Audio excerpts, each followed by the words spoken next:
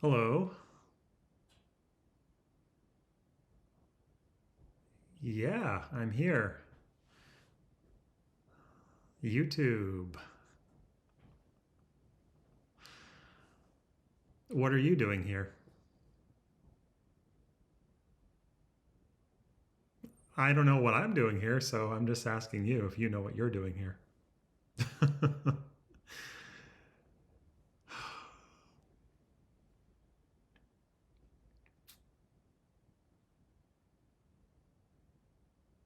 Let me know if you figure it out.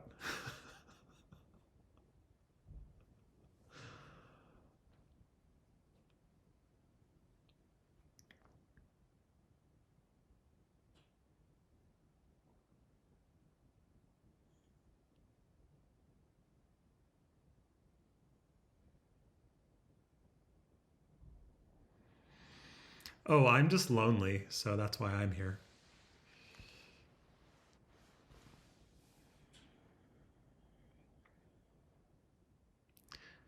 Yeah, I feel sad when I can't connect with people. Without going so far as to label myself as an extrovert, I will say that I do prefer the company of others and get energy from people, and it makes me feel more like myself, I would say.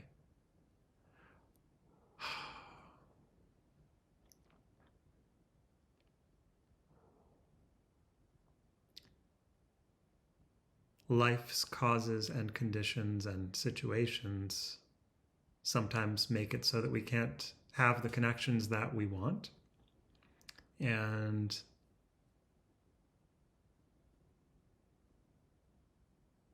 sometimes we improvise. I find myself at a crossroads.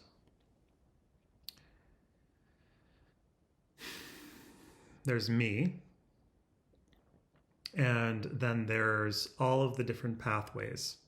It's a crossroads, probably with, I don't know, just for simplicity's sake, we'll say there's 1,000 different roads, and you might translate that to like 1,000 different pathways in the brain. And in each one of those pathways, there's a different information or a different topic or theme or a feeling or a story or, anything like that. And I'm just sitting there kind of in the middle in the control room, the control center, trying to decide which one of those do I want to go down. It's, I guess, an outdated model of thinking that it doesn't really lend itself toward, well, it's actually not a bad thing. To be able to walk down a path, see what's in that room, and then sit with it and explore it and investigate that, that I think is a skill that I would actually like to develop further, because I do have so many um, unexplored or neglected or forgotten pathways in my mind that contain such interesting little treasures that it would be cool to be able to walk down one, just sit there for the day and, experiment with that thing. And there's also this ability to synthesize information in sort of in parallel, in a way of like association or associative learning, associative memory, where one idea or concept is sort of immediately linked to however many dozens of others, and to be able to light up all of those concepts at the same time, synthesize them, and really easily navigate between them. That's kind of a different, I think it's a different mode of learning or remembering. I'm not going to go into what that might be in terms of neuroscience or the brain. I don't care at this moment. It's more just conceptual. Just feeling into what it actually feels like in my nervous system to have those connections.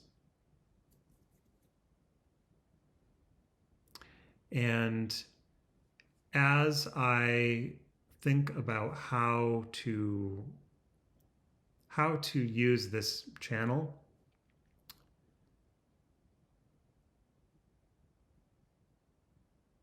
I want to be able to express myself naturally, sort of in an unfiltered way that's unscripted, where I might talk for as long as I want to with no filters. And maybe that includes filler words like and like and and I might repeat myself, and I might trail off, and I might sound really boring, or I might make a fool of myself, or do something really cringe, or whatever it may be. That type of exploration, I don't think it really lends itself to an audience. Most people would probably lose interest in that unless they were particularly interested in me as a persona or as a person. But I do want to maybe try to explore more of that and see if there's, not for any reason, I guess that's the key to it. It's that sort of expression that is without purpose, without reason, that just allows us to tap into that vital energy and just let it be, let it come out as it is, in a way that is safe, I suppose, that's not harming others. But other than that one little caveat, it's as unfiltered as it can be. And I think there's such a huge value in that sort of self-exploration. So if there's a way that I can tap into that and do that on camera, it's a tall order, but I think I'd like to try. Because the other option is really just to explore the thousands of different interests and topics that I have and that I would speak on. And, as soon as I started this channel a couple weeks ago and started recording videos, I've already got a long list of things that I could make a video about.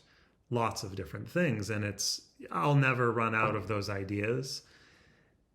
And yet that's not necessarily what I'm after. I'm not really necessarily trying to create content. I'm not necessarily trying to grow an audience, or I'm certainly not necessarily trying to make money.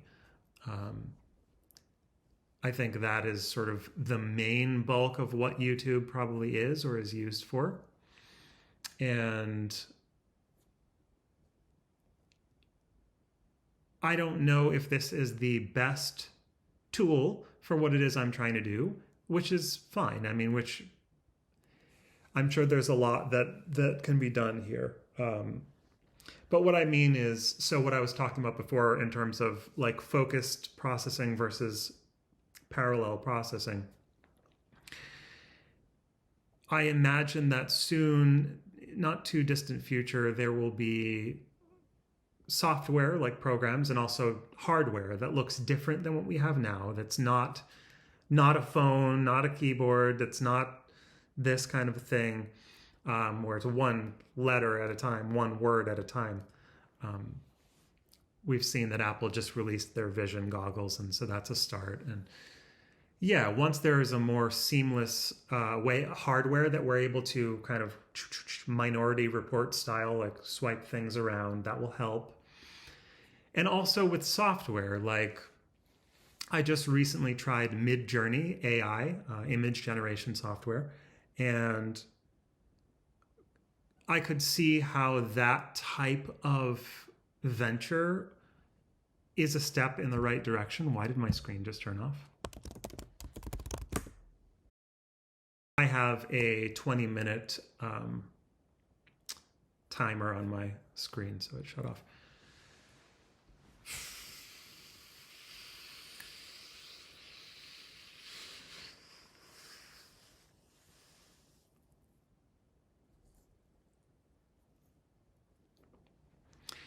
Anyway, actually, it's been 20 minutes, and I think I'll go have dinner now, so Midjourney and AI and image generation can be topics for another time. All right, I'll see you next time.